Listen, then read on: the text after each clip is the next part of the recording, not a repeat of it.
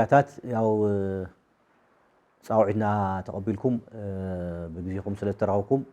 ብጣዕሚ ነመስግን ብውድብ ብናሽም ብውድብ ኣክሱማይ ዋዕላ ሽም ከመስግን ይደሊ ኣነ ናይቲ ውድብ ኣቦ ወንበር እየ ሰለሞን ባርናባስ ይበሃል ሎሚ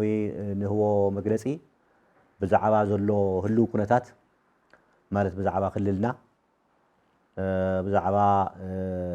ናይ ፌደራል መንግስቲ ኣብ መሬትና ምምላስን ተመዛበልትና ናብ ቦታኦም ኣብ ምምላስን ዘሎ ቅዋም ውድብና ዙርዮምን ዘስተውዕሎምን ነገራት እንታይ ከም ዝኾኑ ብዝምልከትን ብሳልሳይ ብርኪ ከዓን ያው ምስ ኤርትራ ዘለና ኩነታት ምስ ኤርትራ ዘሎ ርክክብ ለመነ እውን ዝረአ ዘሎ ሓደ ነገራት ኣተሓሒዝና ነቕርቦ መግለፂ ይኸውን እቲ ናይ በዓልትና ጉዳይ እንጀምር ናይ ትግራይ ናይ ዝሓለፈ 2 ዓመት ጉዳያት ግምግሞ እንተለና ናይ ትግራይ ናይ ፖለቲካ ኩነታት ብሓቂ ምስቲ ህዚ ኣጋጢምዎ ዘሎ ኩነታት እንትንርኢ እንተለና ናይ ፖለቲካ ጉዳይና ኣብ ኢድና ከም ዝፈንድአ ወይ ከዓ ናብ መረባና ከም ዝፈንድአ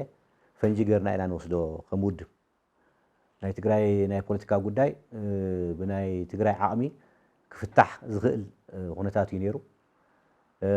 ክፍታሕ እውን ነይሩዎ በቲ ህዚ ተወዲእዎ ዘሎ ኩነታት እንተይኮነስ በቲ ህዚ ተወዲእዎ ዘሎ ተፈናቂልካ እንተይኮነስ ተረዳዲእኻ ናይ ፖለቲካ ብስለት ሒዝካ ምክኣል መሰረት ጌርካ ክፍታሕ ዝነበሮ ናይ ፖለቲካ ከይዱ እዩ ነይሩ ግን ኩልና ውድባት ኣብ ትግራይ ዘለና ኩልና ውድባት ዝግበአና ስራሕ ስለ ዝሰራሕና ናይ ፖለቲካ ውድቀት ኣጋጢሙና ወይ ከዓ ናይ ፖለቲካዊ ፍሽለት ኣጋጢሙና እዩ ምባል ይከኣል እዩ ከም ውድብና እምነትና ከምኡ ብከምኡ መገዲ ክውዳእ ኣይነበረን በሃልቲ ኢና ስለዚ ብዋናነት ኩልና ውድባት ተሓተቲ ኢና ዋናነት ከዓ ሕወሓት ተሓታቲት እያ ሕወሓት ብከምዚ መገዲ እቲ ጉዳይ ንክውዳእ ክትገብር ኣይነበራን ብዙሕ መገድታት ምክታል ይከኣል ነይሩ ብዙሕ ኣማራፅታት ነይሮም እዮም እዚ ጉዳይ እዚ ብሰላማዊ መገዲ ዝውደአሉ ምግባር ይከኣል ነይሩ እዩ ግን በቲ ህዚ ተወድአሉ ኩነታት ምውድኡን ናይ ትግራይ ናይ ፖለቲካ ቅዋም ናይ ሕቶ ዝእቱ ኩነታት ንክፍጠር ምግባር ግን ኣድላይ ኣይነበረን ንሕና ከም ውድብ ንክልቲኦም ሓይልታት ክነቀራርብ ፃዕሪ ጌርና ነርና ኢና ክዛረቦ ስለ ዘለን እዩ ንክልቲኦም ውድባት ደብዳቤ ፅሒፍና ኣሎም ነርና ኢና ማለት ንክልቲኦም ኣካላት ግዝያዊ ምምሕዳርን ጌታቸው ዝመርሖ ግዝያዊ ምምሕዳርን ሕወሓትን ደብዳቤ ፅሒፍና ኣብ ጥቅምቲ ወርሒ ይመስለኒ ሓደ ነገር እንደክንገብር ፍቀዱልና ክነራደድ እንደፍቀዱልና ሓደ ናይ ፖለቲካ መፍትሒ ክነዳድ እንዶ ፍቀዱልና ኢልናዮም ክልተ ደብዳቤ ፅሒፍና ንሕድዶም ሓደ ኣካል ኣዘራሪቡና እዩ ሓደ ኣካል ግን ክዘራርበና ኣይደልየን ስለዚ ስለ ክልቲኦም ኣዘራሪቡና ክንብል ስለዘይከኣልና ክሽዑ ያው ዝጀመርናዮ ፃዕሪ ጠጠው ኢሉ እዩ ስለዚ ናብዚ ብርኪ እዚ ተበፂሑ ኣሎ ማለት እዩ ኣብ መወዳእቱ ከዓን ያው ኣይተ ጌታቸው ከም እንፈልጦ ያው ኩነታት ተበላሽዩ ያው ጠቕሊሉ ኣዲስ ኣበባ ኣትዩ ኣሎ ኣዲስ ኣበባ ብከምዚ መገዲ ክውዳእ ኣይነበሮ በሃልቲ ኢና ከም ውድብ ኣይተ ጌታቸው ኣብ ትግራይ ክፀንሕ ነይርዎ ኣብ ትግራይ ኮይኑ ኩነታት ክከታተልን ኣብ ትግራይ ኮይኑ ክጋፈጥን ነይርዎ እቲ ናይ ፖለቲካ ስራሕቲ እውን እንተኾነ ኣብ ትግራይ ኮይኑ ምስ ህዝቡ ኮይኑ ክቃለስ ነይርዎ ዝብል እምነት ኣለና ዋላ ስልጣን እውን ተለቐቐ ማለት እዩ ግን እዚ ብዘይምዃኑን እቲ ህዝበኒዮ ተበፂሕዎ ዘሎ ኩነታት ምውፅሑን ንኣና ይሕዝነና እዩ ብመሰረቱ ንኣና ይሕዝነና እዩ ምክንያቱ ንትግራይ ጉለት ጌርና ስለ ንወስዶ ማለት እዩ በቲ ካልእ ገፅ ናይ ግዝያዊ ምምሕዳር ትግራይ ኣብዘን 2 ዓመት ክሰርሐን ዝግባእ ዝነበራ መሰረታዊ ጉዳያት ናይ ትግራይ ሉዓላውነት ምኽባር ናይ ተመዛበልቲ ናብ ቦታኦም ምምላስ ህዝብና ዝሓውየሉ መገዲ ምትዕርራይ እቲ ናይ ዘሎ ናይ ምምሕዳር ስራሕቲ እውን ምስትኽኻል እኳ ተነበረ ኣብዚአን ጉዳያት እዚአን ብዋናነት ዝግብኦ ስራሕ ኣይሰርሐን ብዙይ ብምዃኑ እውን ህዝብና ህዝቡ ነብሲ ቃይ ይርከብ ኣሎ ህዝቡ ነብሲ ስደትን ናብ ፈቆዱ ቴንዳ ተወቲኑ ንሽግር ተቃሊዑ ኣሎ ስለዚ ብዙይ ነቲ ግዝያዊ ምምሕዳር ከም ሓላፍነት ናቱ ሓላፍነትን ናቱ ጉለትን ጌርና ኢና ንወስዳ ህዚ ከዓን ግዝያዊ ምምሕዳር ከም ሓዱሽ ይመዓራረ ኣሎ ፅቡቕ ይመዓራረ ግን ከም ዝረአናዮ ዝለመቐ ከም ዝረአናዮ ተዚ ዝመዓራረ ኣሎ ግዝያዊ ምምሕዳር ሙሉእ ብሙሉእ እቲ ዘሎ ናይ ትግራይ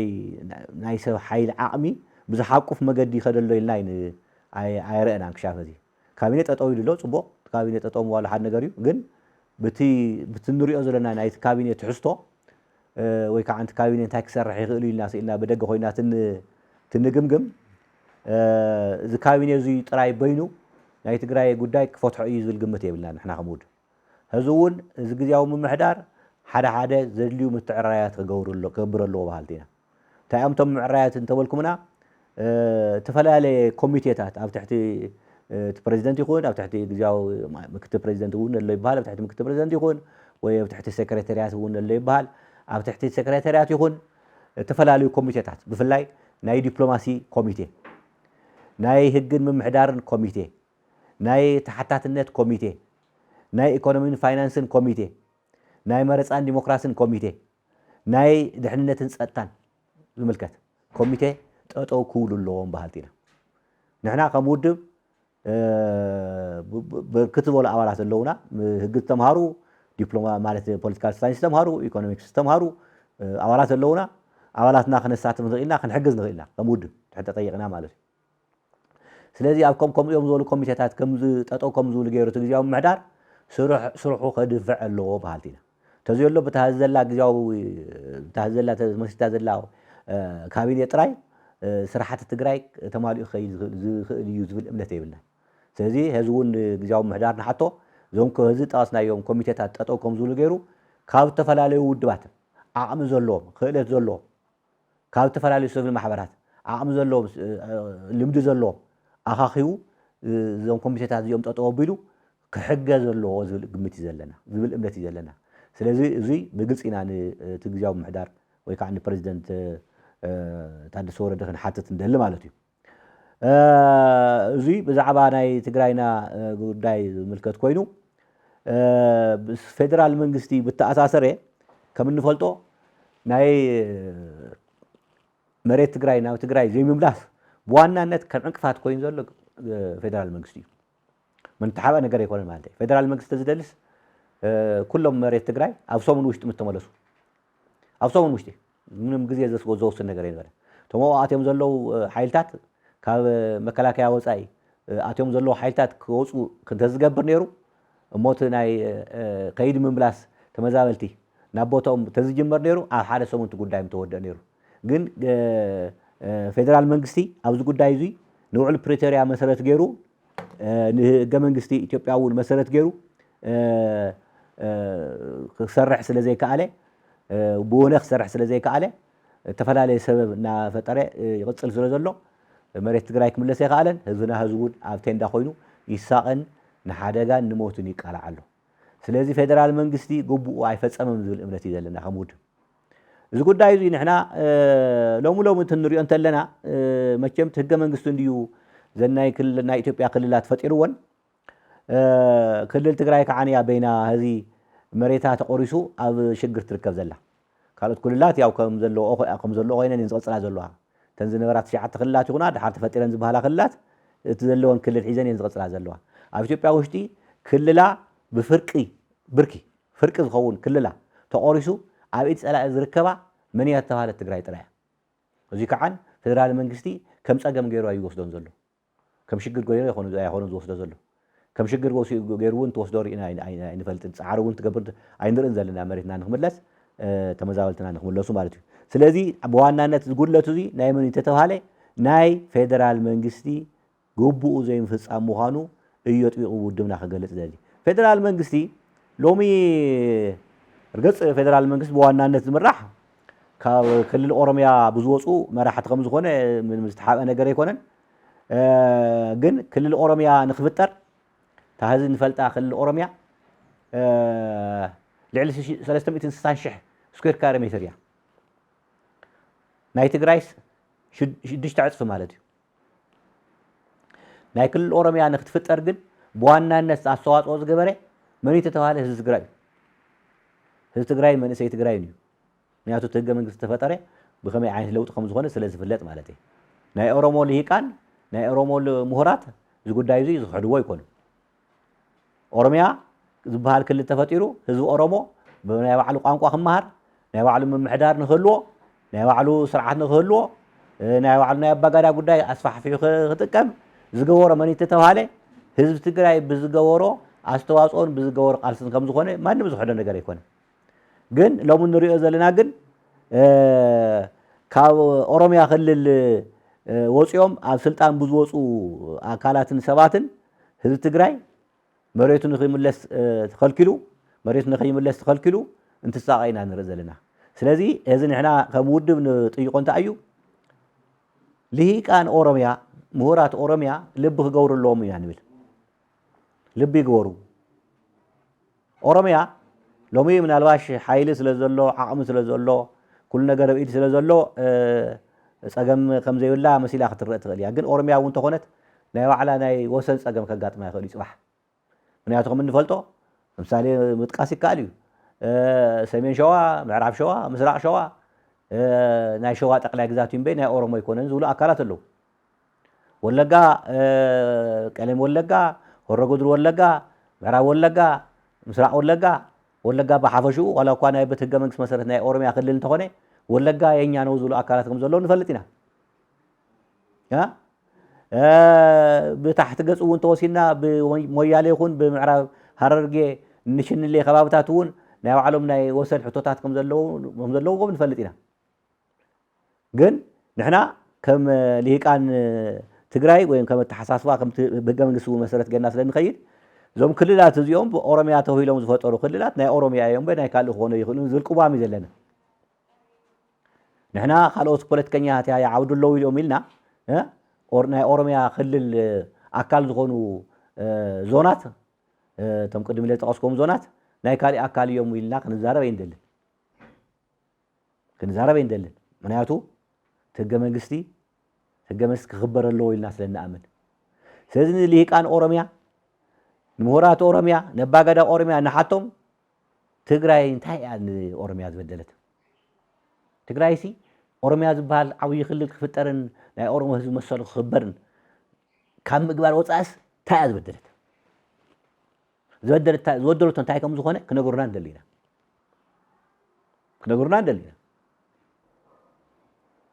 ተበዲለ እያ ትግራይ ዝብሉ ተኮይኖም ከዓ ኣብ መንግስቲ ኢትዮጵያ ኣብ ፌደራል መንግስቲ ይኹን ኣብ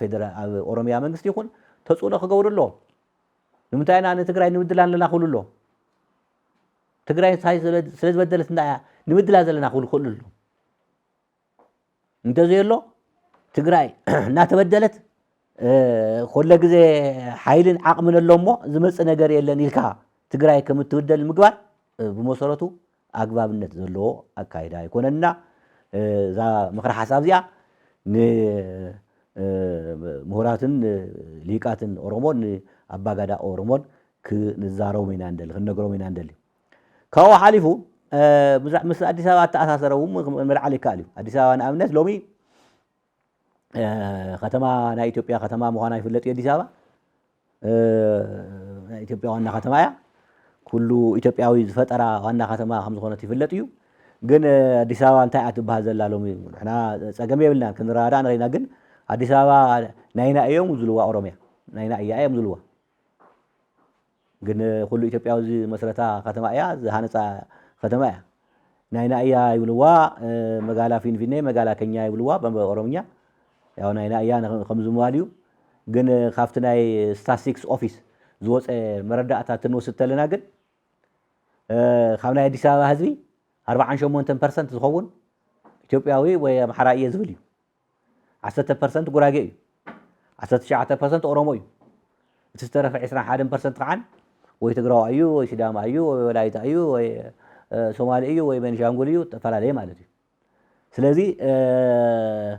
81% ዝኸውን ናይ ነባር ኣዲስ ኣበባስ ኦሮሞ ይኮነን ግን ኦሮሞ ማለት ክልል ኦሮሞያ ኣብ ዋና ከተማ እውን ኣዲስ ኣበባ እዩ ኩሎም ናይ ኦሮሚያ ቢሮታት ኣብ ኣዲስ ኣበባ እዮም ኣዲስ ኣበባ እውን ናይና እያ ትበሃል ዋ እቲ ካሊኡ ዘሎ ወደ ኣዲስ ኣበባ ተወላዲ ኸ ንወደፊቱ ትሕር ብሓቂ ንዛረበ ተባሂሉ ፊንፊን ንዛረበ ተባሂሉ ኣዲስ ኣበባ ዳ ናይ ሓባርና እምበር ናይ ምንታይ ናይ ኦሮሚያ ክትከውን ተበለኸ እንታይ እዩ ክበሃል ርግፅ ኣብ ህገ መንግስቲ ኣዲስ ኣበባ ክልል ኦሮሚያ ስለትርከብ ተኸይባ ስለትርከብ ኦሮሚያ ፍሉይ ጥቕሚ ክህልዎ እዩ ዝብል ነገር ኣሎ ካብኡ ወፃኢ ግን ህገ መንግስቲ ኣዲስ ኣበባ ናይ ኦሮሚያ እያ ዝብል ነገር የብሉን ብዝኾነ ኮይኑ ግን ምስ ኦሮምያ ብተኣሳሰረ ብዙሕ ሕቶታት ክለዓለሉ ዝኽእል ነገራት ኣሎ እዩ ግን ብዝኾነ ኮይኑ ልሂቃን ኦሮሞ ምሁራት ኦሮሞ ኣባገዳ ኦሮሞ ልቢ ይግበሩ መንግስቶም ይምከሩልና ይንገሩልና መሬት ትግራይ ይመለስ ትግራይ ንኦሮምያ አይበደለትን ኢሎም ንመንግስቶም ክመክሩልና ግን ንምነይና ካብዚ ቀፂሉ ብዛዕባ ናይ ምስ ኤርትራ ማለት ይቀጣ ምስ ዲዲአር ኣተሓሒዝ ክዛረቦ ዝደሊ ነገር ኣለኒ ዲዲአር ኣብ ትግራይ ንክግበር ፃዕሪ ይግበር እዩ እቲ ዲዲአር እዩ ዝዝረበሉ እምበር ብዛዕባ መሬት ምምላስን ብዛዕባ ተመዛበልቲ ናብ መረበቶም ምምላስን ዝዝረብ ነገር የለን በቲ ካልእ ገፅ ግን ካልእ ኢና ንርኢ ዘለና ኣብነት ኦሮምያ ልዕሊ 450,000 ፍሉይ ሓይሊ ዝተወደበ ኣሎ ክሻብ ታንክ ተዓጥቂ ታንክ ዕጥቂ ዘሎ ኣብዚ ቀረባ ግዜ እውን ምናልባት ሚድያ ሰሚዕኩም እንትኮንኩም 3.2 ቢልዮን ቅርሺ ዝዋግኦ እፅዋር መከላከያ ገዚኡ ንኦሮምያ ከቅርብ ንኦሮምያ መልሻ ከቅርብ ውዕል ተገይሩሎ ስለዚ ኦሮምያ ንባዕሉ ይደራጁ ኣሎ ኣብ ክልል ኣምሓራ በቲ ዝካየድ ዘሎ ኩናት ምክንያት ሎሚ ልዕሊ 100,000 ዝኸውን ናይ ፋኖ ዕጡቕ ሓይሊ ኣሎ ምናልባት እቲ ኩናት ዝቕፅል እንተኮይኑ ኣብ ዝቕፅል 2-3 ዓመት ናብ 300,000 400,000 ዓብዩ ናይ ክልል ኣምሓራ ወይ ከዓ ናይ ፋኖ ሓይሊ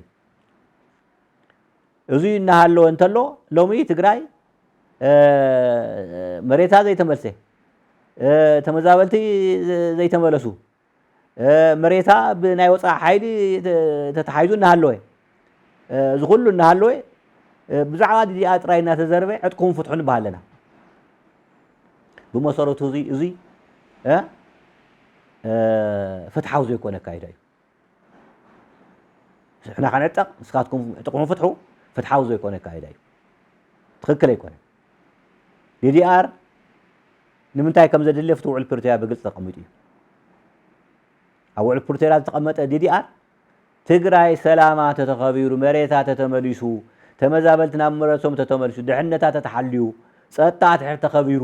እዩ ዲዲኣር ዝግበር እዩ ዝብል እምበር እዚ ኣብ ዘይኮነሉ ኩነታት ንስኻትኩም ዕጥቁም ፍትሑ እሞ ንሕና ተዓጢቕና ክንዕጠቕ ኢና ንሕና ክንገብሮ ንደሊ ክንገብር ኢና ዝበሃል ኣካይዳ ፍትሓውነት ዘይብሉ ምናልባሽ እውን ናይ ፖለቲካ ሃሁ ንዘይፈልጡ ሰባት ዝንገር እምበር ፖለቲከኛታት ንዝኾኑ ዘይንገር ኣካይዳ ከም ዝኾነ ይርደአና እዩ ስለዚ ምስዚ ብተኣሳሰረ ትግራይ ስቂላ ሓይላ ፈቲሓ ንፀላእቲ ትቃልዐሉ ምክንያት ስለዚ ኣሎ ውድብና ናይ ዲዲኣር ጉዳይ ብጥንቃቄን ንትግራይ ብዝጠቅምን መገዲ ጥራይ ቶም ዝምልከቶም ኣካላት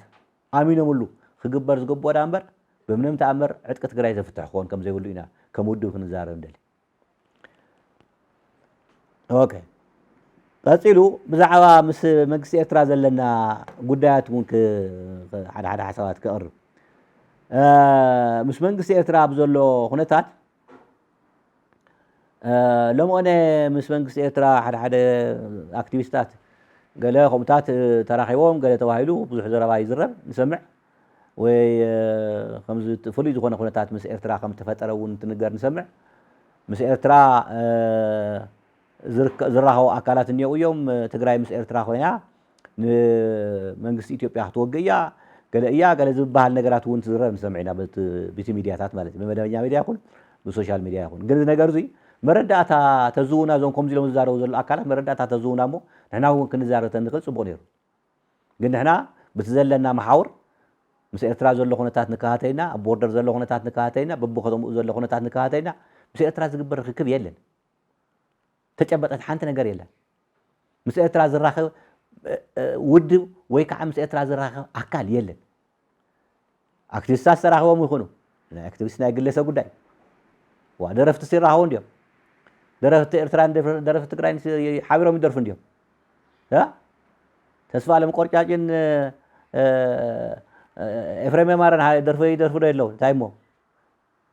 ፅቡቅ ናይ ህዝቢ ርክክብ ዘብል እዩ تزو حدا موان زنصبارق እዩ ካሕሳይ በረን ሰሎሞን ባይረን ፍቅሪ ስዒሩ እናወሉስ ኣይደረፉ እንዲዮም 2011 ትመርት ተኸፊቱ እንተሎ ግን ፍቅሪ ደነጊሱና ይማን ፍቅሪ እንተይኮነ ዝነገሰስ ትግራይ ክሽዑ ካራይ ዝስሓለላ ነይሩ ታይውን ከም ተገበረ ብድሕሪ ተራእዩ ስለዚ ምስ ኤርትራ ዝግበር ዝኾነ ይኹን ርክክብ ትካላዊ ርክክብ እንተዘይኮኑ ትርጉም የብሉን ሰባት ክራኸቡ ይኽእሉ እዮም ኣክቲቪስታት ክራኸቡ ይኽእሉ እዮም ደረፍቲ ሓቢሮም ክደርፉ ይኽእሉ እዮም ህዝቢ ንህዝቢ ክራኸቡ ይኽእል እዩ ኣብቲ ወሰን ዘሎ ህዝቢ እውን ባይ ህዝቢ እውን ይራኸብ እዩ ማዕለሽ ይገበር ካብ ወፃ ግን ተገበረ ርክክብ የለን ምስ ኤርትራ ባይዘወይ ኣብ ትግራይ ዘሎ ኣካል ግዜያዊ ምሕዳር ይኹን ካሊእ ኣካል ይኹን ምስ ኤርትራ ክራኸብ እንተልይዎ ፌደራል መንግስቲ ዘይፈቅደሉ ክገብረ ይኽእል ህጊ እውን ይፈቅደሉ ፌደራል መንግስቲ ጥራይ ምስ ኤርትራ ክራኸብ ዝኽእል በቲ ህገ መንግስቲ መሰረት ምናልባሽ ፌደራል መንግስቲ እንትፈቅድ ተለው እዩ ኣብ ትግራይ ዘሎ ኣካል እውን ምስ ኤርትራ ክራኸብ ዝኽእል ምስ ናይ ኤርትራ መንግስቲ ክራኸብ ዝኽእል ካብ ወፃኢ ክግበር ዝኽእል ርክክብ ክህሎ ይኽእልን ስለዚ ብዘየሎ ርክክብ ትግራይ ምስ ሻዕብያ ተሰሊፋ ኩናት ፅሕር ትፅብላ ዝበሃል ነገር ህዝቢ ትግራይ ንምሽቃል ዝዝረብ ዘሎ ዘረባ እምበር ሓቅነት ዘይብሉን መሰረት ዘይብሉን መረዳእታ እንዳይቀርቡልና ንሕና እውን ክንዛረብ መረዳእታ የብሎም እዞም ከምዚ ኢሎም ዝዛረቡ ዘሎ ኣካላት መረዳእታ ዘለዎም ይዛረቡና እከለ ምስ እከለ ተራኺቡ ይበሉና እዙይ ተራኺቡ እውን እዙይ ገይሩ እውን ይበሉና ትሕረር መረዳእታ ኣለዎም ኮይኑ እዚኦም ዘይተገበረሉ ኩነታት ህዝቢ ትግራይ ታዘላቶ ሰላም ከየጣዓይሙ ከይነብር ታሰላሙ ንምዝራት ተሻቂሉ ክነብር ዝካየድ ዘሎ ናይ ፕሮፓጋንዳ ፀለመ ጠጠው ክብል ክኽእል ኣሎ ትክክል ኣይኮነን እንታይ ገይሩ እዩ ብከምዚ ዓይነት መንገዲ ንክሻቀልን ንክርበሽን ዝግበር ዘሎ ትክክል ኣይኮነን ስለዚ ኣብዚ ዝገብሩ ዘለዉ ኣካላት ክቁጠቡ ኣለዎም ባህልቲ ኢና ንሕና ከም ውድብ ምስ ህዝብና ኮይና ከዓ ክንዋግኦ ኢና ከምኡ ዝበለ ኣካይዳ ካብ ወፃኢ ንመንግስቲ ኤርትራ ክንላዎ ንዳዎ ንደሊ ነገር እንታይ እዩ መንግስቲ ኤርትራ ህዚ መሬትና ሒዙ እዩ ዘሎ ካብዚ ካብ ዓዲ ኢሮፕ ጀሚሩ ብወራዕትለ እንዳልጌዳ ዓይጋ ዛላምበሳ ጾረና እንገላ ሕሳዓ ተወሰኑ ጣብያታት ታሕታይ ውንጭላ ክሻብ ዓዲ ዋዕላ ክሻብ ባድመ ን53 ዝፅጉ ጣብያታት ተቋፂሮም ዘሎ ንሕና ህዚ ንመንግስቲ ኤርትራ ከም ውድብ ንሓቶ መንግስቲ ኤርትራ ልቦና ግበር መሬትና ለቀቀልና ብሰላም ንንበር እዩ መሬትና ለቀቀልና ብሰላም ንንበር ሕና ኩናት ክንፅሕትር ኣይንደልን ካሊእ ነገር ኣይንደልን ልቢ ተገይርካ እውን ዝወሰድካዮ ሃፍትና እውን መልሰልና ኣብ ሜዳ ዓሻ ጥቃት መራቅ ኪብካዮ ዘለካ ሃፍቲ ትግራይ መኻይን ትግራይ ተሽከርከርቲ ትግራይ መልሰልና ብሰላም እዙ ኢና ክንሓትት ንደሊ ካብ ወፃኢ ካሊእ ነገር እንደልዮ ነገር የለን ካብ ወፃኢ ምስ ህዝቢ ኤርትራ ብሰላም ክንነብር ኢና እንደሊ ክንበኣስ ኣይንደልን ባእሲ እውን ፀሓትርና ኣይንፈልጥን ክንበኣስ እውን ኣይንደልን ስለዚ እዚ ኩነታት እዙይ መንግስቲ ኤርትራ ልቦና ገይሩ ናብ እዚ ወዲታት ተዝሰርሕ ደስ መለና ካብኡ ወፃኢ ግን ብተፈላለየ ናይ ሕብረተሰብ ኣካል ማለት ካብ ኤርትራ ይኹን ካብ ትግራይ ይኹን ህዝቢ ንምቅርራብ ህዝቢ ሓቢሩ ንክነብር ሰላማዊ ዝኾነ ህይወት ክፍጠር ዝግበር ብግለሰባት ይኹን ብገለ ይኹን ዝግበር ምንቅስቃስ ካብ ግለሰባዊ ርክክብ ወፃኢ ካሊእ ክስታይ ትርጉም ስለ ዘይብሉ ትካላዊ እውን ስለ ዘይኮነ ብዙሕ ክስታይ ንገብሮ ነገር ኣይኮነን ርክክብ ከዓ ንምንታይ ተገበረ እውን ኣይንብልን ምንም ፀገም ኣይኮነን ብከምኡ መገዲ ክየድ ይኽእል እዩ ካብ ወፃኢ መራሕቲ ብርጌድና ሓመዱ ለምቆነ ብዛዕባ ትግራይ ሓደ ነገር እንተማርሩ ሰሚዐዮም ኣለኹ ሰሚዕናዮም ኣለና ከም ውድብ ኣብ ትግራይ መሬት ሓራ መሬት ዘይውና ትግራይ መሬት ሓራ ከይባትናስ ንሕና መሬት ሓራ ተላዒልና ንምንታይ ኤርትራ ዘይንወግእ ገለ ዝብል ነገር ትግራይ ኣብ ምንታይ መፃብብ ከም ዘላ ዘይርዱና ኣሊኦም ኮይኖም ዘንፀገም ኣሎ ማለት እዩ ትግራይ ከመይ ገለ ያለውን ተቃወምቲ ኤርትራ ሓራ መሬት መሬት ተኣስዩ ተታሒዝዋ ኖ ብሻዕብያ እናበልና ስመስና ሓራ መሬት ፀቢልና ሳዕስ ኩናት ንዓ ሻዕብያ ንዓ ውገና ድዩ ክንብሎ ወይስ ከመይ ይኸውን እዚ ነገር እዙይ ዘይመስል ነገር እዩ እና ኣብዙይ ዘሎ ተሰሓሓተ መላኽታ ተዝእረም ዝብል ግምት ኣለና ማለት እምነት ኣለና ካብ ወፃኢ ግን ኤርትራ እኮ ዕፅፊ ትግራይ ኮ ብመሬት ስፍሓት ተወሲድና ልዕሊ 120,000 ስኩዌር ካሬ ሜትር ኮ ኤርትራ ትግራይ እኮ 56,000 ካሬ ሜትር ኮ እንዳው ፍርቁ ተቆሪፁ ይዘኒ ስለዚ እዚ ኣብ ዝኾነሉ ግዜ ከመይ ገይራ መሬት ትግራይ ኤርትራውያን ተቃወምቲ ንዕጡቃ ውስጥኩም ተዓጥቁን ሻዕብያ ተዋግኡ እሞ መሬት ሓራ መሬት ክበኩም ክትብል ትኽእል እዚ እኳ ኢልካ ናይ መህደም እዩ እምበር ዘዋፅ ነገር ይኮነን ሓራ መሬት እኮ ዝፍጠር بعلها تقاليسكا فتيركا تقاليسكا يفطر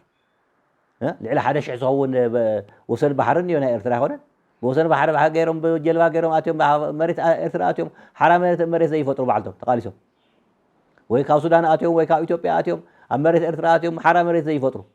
هم غير كاكوي قال سزقبر بس إلكا زي سبب دليل تقراي سلز غلتنا قال سنه كايدا عينت كايدا سوا صوم يመስለኒ ከምዚ ዓይነት ውብ ከምዚ መንገዲ እውን ትግራይ ክወቅሱ ዘለዎም ይመስለኒ ከምዚ መንገዲ ክረአ ዘለዎ ይመስለኒ ስለዚ እዚ ጉዳይ እዚ እውን መእረምታ ክግበረሉ ከም ዘለዎ እዩ ክንጠቅስ እንደሊ እታ ናይ መጀመርያ ትካላዊ ዝኮነ ርክብ የለን ዝበልኩማ ቶም ትካላዊ ርክብ ይገበርናን ዝበሉ ሰባት ተዛረቡ ወረገለ ዝበልኩሞ ትክክል እዩ ግን ትካላዊ ርክብ የለና ወይ ርክብ የለና ኢሉ ዝዛረብ አካል ወይ ትካል ኣነ ኣይሰማዕኹን ዝሰምዕ ዳኣ ተዛረብኩ ቀድም ኢሎም እኮ ነገረኩም እየ ተዝ እንደፈልጥስ ተዛረብና ንሕና እውን ትክክል ይኮንካን ትክክል ይኸውን ንምባል ማለት እየ ግን ዝኾነ አካል ዝሕማ አካል ዝሕመንዮ ተራኺበዮ ገለ ዝባል ግን ተዝሕማ አካል እዎ ተራኺበ እየን ወይ ገለ እንትብል ይሰማዕና ኣነ ረክብ የብለይ እንተ ሕመቱ ምስ ፈለጠ ኣነ ረክብ የብለይ እንትብል ኢና ንሰምዕ ዘለና የለን እለ ካብ ባርክ ተዋሂሉ መረዳእታት ዝመጽእ ግን ተዛረብና ነርና ስለዚ መረዳእታ ኣብ ዘይዝብሉ እዩ ተዘረባ ዝረብ ዘሎ ኢና ንብልና ንሕና መረዳእታ የለን ሓሶት እዩ ርክብ እውን የለን ታሪክብ ተገይራ ተባለት ቅድሚ ሎሚ ጌታቸው በዓል ተዛረባ ጌታቸው ተራኺበ ነይረ ኢልና ይኮነ በግልጽ በሚድያኩም ገለ ይሆን ብድሕሪኣ ተርገበት ትክክበ የላ መን ምስ መን ተራኸበ ንንመን ሕሜቱ ንግለፎሞ ብሕሜት ኮይ ይመርሓን ዓዲ بمردات أيز مرة نحن عن ودنا عن بمردات أيز أمن بايدوي بمردات أنا أمن هنا مردات يوزيا جبت النجار نياتني تقول النجار أنا أمن هنا تزيل له زخون أكل بعلو وسيو مجلس زيه أنا أكون زخون أكل تحلق هو من زار زلهم أنا نهز تقرأي سلز ملكة حلف الناس سلز لنا نهز تقرأي أنا زار زلنا هز تقرأي بزي يخون نجار كشاق عليه يقولون بزي نخوات نجار ناس سمعه سلام خلص يقولون يجيب القوام سلز لنا عايزون نجار زار زلنا سلزي زخون أكل مردات اللي هو أكل مس أكل تراخ يوزبن تليو يوز أمه ينقر النام ورح خن زار حساب خنولو تزيل له بحمية عين قبلن حمية عين أمنن بحمية عين أمنن بيخون يين أمنن تراهم كوي خون يوم الكا البوليتيكا سرح الكا البوليتيكا هالك الكا تزاروا وزاروا تفوتوا زاروا واقع يقولون يخون يوم واقع يسرحن تغيروا يخبز زبال ها تغيروا تسرحوا يهو مردات عنده ها مردات هذا يقول لسه تونجلها فردي تقرر سوكو على سبب تحت خشوا بيت فردي ها يهو بزي من هذا جون زي أفسين يهو مردات قريبا يقولوا يقرروا عقار حدي عقار حدي زرقا قصو اختفرسات تخيل كا أفرسكايا تزي فرسكايا قد بقى من مسألة تقصح زي أكو أتأثر حدا عالم ملو أثر حكوا زي زي أبزي هالو تلو مردات هذه حسكا يلا زرا زي سيل كا ورأيو بعراه ولا داي هذه مردات هذه يقول نقدر نقبل نحنا الناس إيرترا زتجبره تكالاوي زخونه ها بمنجست تجراي يكون بمنجست أو تجراي زلوا أكلات بزملكات يكون زتجبره نقدر نحنا مرداتها عيبلنا سلزق شاف زور زلوا حاسودي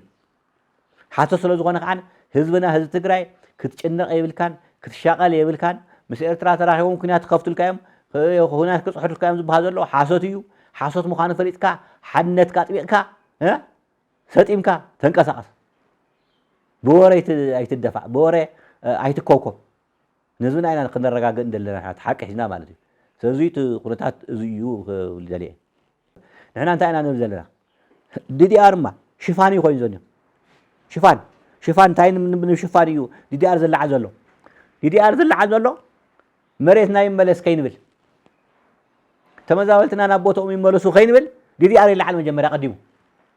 ها عطوقات تعاطيهم اليوم انا اتاي مسلك ما حد ነገር ክፈልጦ ዝግባ ነገር ها እዚ ናይ ዲዲአር ጉዳይ ናይ ሁሉም ነው ወንድም ቶም ናይ አሜሪካ ኤምባሲ ወሎ ናይ አውሮፓ ህብረት ናይ ገለመለ ናይ አፍሪካ ህብረት ሁሉም ኢዶም ለዎም እንዲ ها መንግስት ኢትዮጵያ እንታይ ይዙሎም ዋሳቶም ቆጣ ዓጢቆም ሽግር ፈጥሩ ለየም ሳቶም ቆ ከምዚኦም ነው ገና ኩሙስ መሳሪኦም እዮም ነው ስለዚህ ንስኻት በሉባ ነገር ለይ በሉባ ከምዘ ዕጥቆም ከስፋት ግበር ለይ ናበለ ማዓልትና ተኽተኹዝ ነገሮም ها መሬት ሞሎም አዘይት መልሰሎም ንምንታይ ዳ ህዝቡ ናቦጥም ዘይት መልሰሎም ኢሉ ዝካራኸር ሰብ የለን تو إمباسيتات زازربا زي أطلع يسمعون أيت منقسم مسات بس منقسم يوم قربا خوينا مسرح زلوا زي حيجوم نابت تقرأي مارالسو زي أطلع حيجوم ينو أديسا نابت تقرأي مارالسو مريتهم ملسلوا والكايدة إيد كايدنيو والكايدة إيد ደመቀ ዘውዱ ናይ ተከዜ ሓላው ዝበሃል ጦር መከላከያ ዘደራጆ ይዘን ንሪኢ ኣለና መረዳእታ እኒአና ንስኻ ኢድካ ኮይንካ ትፃወት ዘለኻ ስለዚ መጀመርያ ንስኻ ስራሕካ ስራሕ ዝብል ገቲሩ ዝከራኸረልካ ኤምባሲ የለን ታእትዎ ኤምባሲ ሰላም ተኻኢልካ ምንባር ተኻኢልካ መቕፃል ምስ ኢትዮጵያ መንግስቲ እዮም ዘልዩ እምበር ብዛዕባ ጉዳይካ መን ክዛረበልካ እንታይ ኢላ ሒዞም ይመፁ DDR ሒዞም ይመፁ DDR በቃ ክስታይ እዚኣ ሒዞም ይመፁ ናብ ትግራይ እንትመላለሱ ዘለዉ ንምንታይ ዳ ብዛዕባ ናይ ትግራይ መሬት ምምላስ ዘይሓቱ እዞም ዲፕሎማስኛታት እዚኦም ብዛዕባ ተማዘበልቲ ናብ መሬቶም ክምለሱ ናይ ምግባር ንምንታይ ዘይሓቱ ንኢትዮጵያ መንግስቲ ንኢትዮጵያ መንግስቲ ንምንታይ ዘቂጦም ዘይሕዝዎ ኣባኻ ዓይን የትሽግር መሬቶም የመለስካሎሙን ተመዛባላይ ተሰዳዳይ ናብ ዓዱ ክምለስ ኣይገበርካን ኢሎም ዘይጥይቕዎ እዚና ኮና ሓቲ ዘለና ሕና ስለዚ ቶም ኤምባሲታት እውን ናይ ባዕሎም ፀገም እኒኦም ትግራይ 10 ግዜ ተመላለሱ ተሃገበሉና እዮም መሬትና ክንምለስን ተመዛበልትና ናብ ቦቱ ክምለስን ተዘይሓጊዞም እንታይ ክገብረልና እዩ DDR ዝብልዎ ይግደፍዎ ንሳቶም እቲ እናተዓጠቑ ክንደይ ሓይሊ እናወደውን በጀት እናመደው ሓይሎም እናወደው ንኣና ዓጥቂ ፍትሖም ከውድእና ድዮም ደልዮም ኣይንበልን ኣይንዕሾን ኣይንታለልን ብግፅ እየ ክዛረብ ደሊ ኣይንታለልን ብከምዚ ዝበሃል ፖለቲካ የለን ዓለም ብከመይ መንገዲ ትኸድ ከም ዘላ ንፈልጥ ኢና ንረዳእና እዩ ስለዚ እዙይ ስለ ዝኾነ ናይ መሬት ጉዳይ ናይ ተመዛበልትን ጉዳይ ገዲፍካ ብዛዕባ DDR ጥራሕ ዘረባ ሓይስካ ምምፃእ ኣይነቕበሎን ትግራይ ዓሻ ኣይኮነትን ይቕለደ ሎሚ ዝኩሉ ግፍዕን በደልን ፅንተትን ኣጋጢምዋ ቀደም እውን እንተኾነ ኣይትዕሾን ትግራይ ኣይንዕሹን ከዓ ኣይንታደልን ስለዚ እዚ DDR እሹ ኣይኮነን እዚ DDR መሬት ትግራይ ኢድና ምስ ኣተወ ህዝብና ምስ ተመለሰ ፀጥታና ውሕስናና ምስ ተረጋገፀ ኤርትራ ካብ መሬትና ወፂኡ ኣብ መሬቱ ምስ ሰፈረ እዩ DDR እዚኦም ዘይኮነሉ ብዛዕባ DDR ዘረባ እንታይ ገበርና እዩ እስካትኩም ተዓሸጉ እንደ ደሓና ንስኩም እንዶ ስኢልኩም ንእሽተይ ፖለቲካ እኳ እዚኣ ዝታለል ሰብ ኣለ ይመስል ኣብ ትግራይ ዝታለል ክሳይ ዘለ ይመስል ስለዚ ኣብዚ ዘለና ቅዋም ግልፂ እዩ ህዝቢ ትግራይ ሰላሙ ዘይሓለወ መሬቱ ዘይተመልሰ ዕጥቁ ይፈትሕ ማለት ዘበት ዕጥቁ ይፈትሕ ማለት ዘበት ይብለካ ኣለሁ ነበረ ኣይኮንን ብከምዚ መንገዲ ከዓ ምስ ኢትዮጵያ ብከምዚ ዓይነት መንገዲ ምባል ይከኣል ነገረካ ንሳቶም እናተዓጥቁ እናተበሉ በጀት መዲቦም እናተዓጥቁ ገለ እናበሉ ንስኻትኩም ዕጡቅ ፍትሑ እሞ ገለ ዝበሃል ዘረባ ንመን እዮም ከተልው መን ይኸታልን ኣይኮንን ስለዚ ብዙ ተረዳእ ይኽእለካ ድለ